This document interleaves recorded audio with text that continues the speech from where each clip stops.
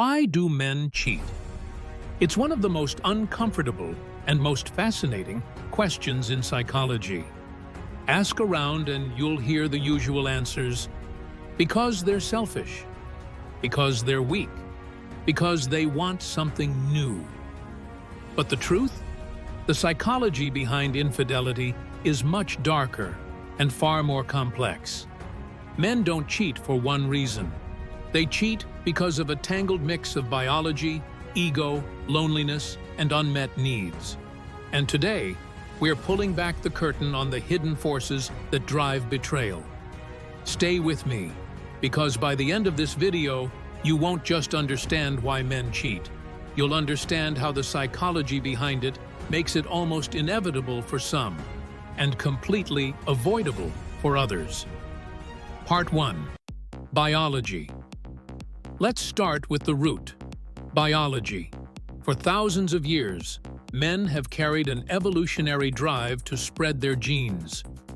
More partners meant more offspring. More offspring meant a higher chance of survival. Biologists call this the reproductive strategy. Now, biology is not destiny. Just because the instinct exists doesn't mean it has to be followed.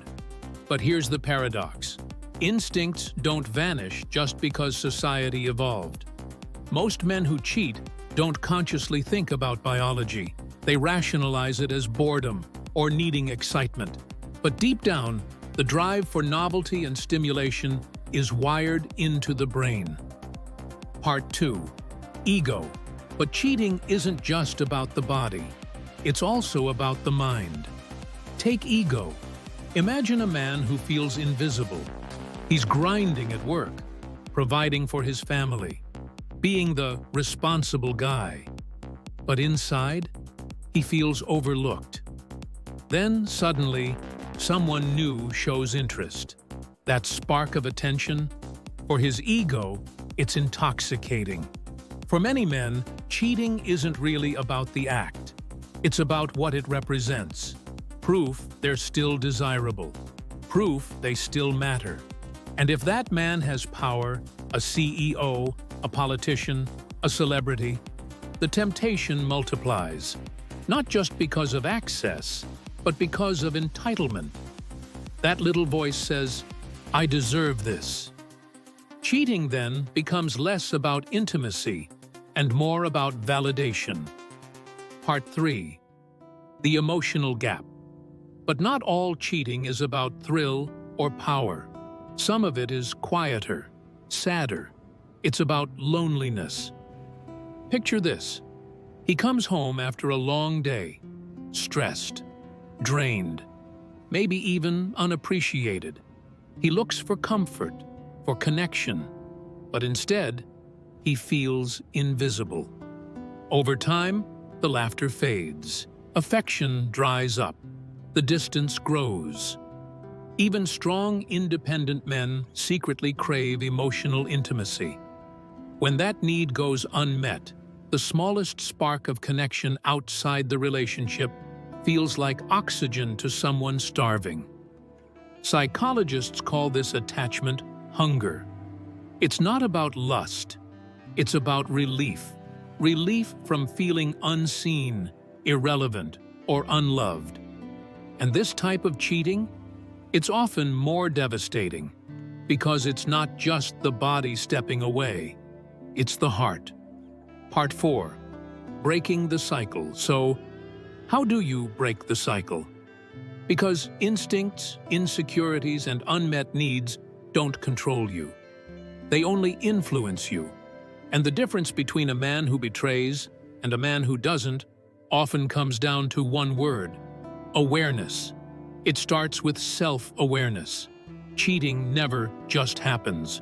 It begins with small cracks, late-night texts, secret flirtations, little lies we tell ourselves. Awareness means asking, what am I really looking for here? Validation? Escape? Comfort? Once you name it, you can face it. Next comes communication. Needs don't disappear when ignored. They pile up. Silence builds gaps. Words bridge them. then there are boundaries. Temptation will always exist. But loyalty doesn't start when you're tempted. It starts long before, with the choices you make about who you confide in, who you text, and which lines you refuse to cross. And maybe the hardest shift, redefining strength.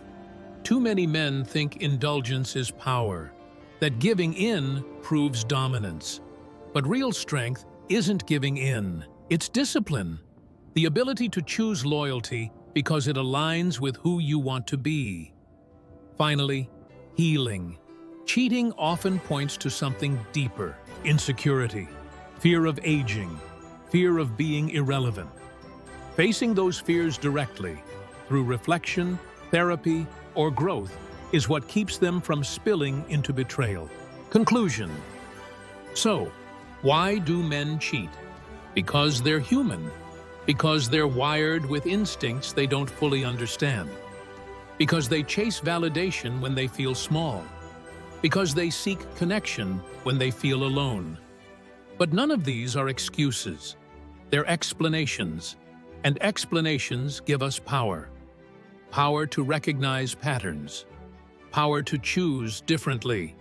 Power to break cycles. So I'll leave you with this.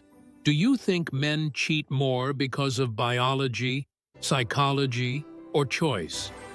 Drop your thoughts in the comments. I want to hear your perspective. And if this opened your eyes, hit like, share it with someone who needs to hear it, and subscribe for more deep dives into human psychology.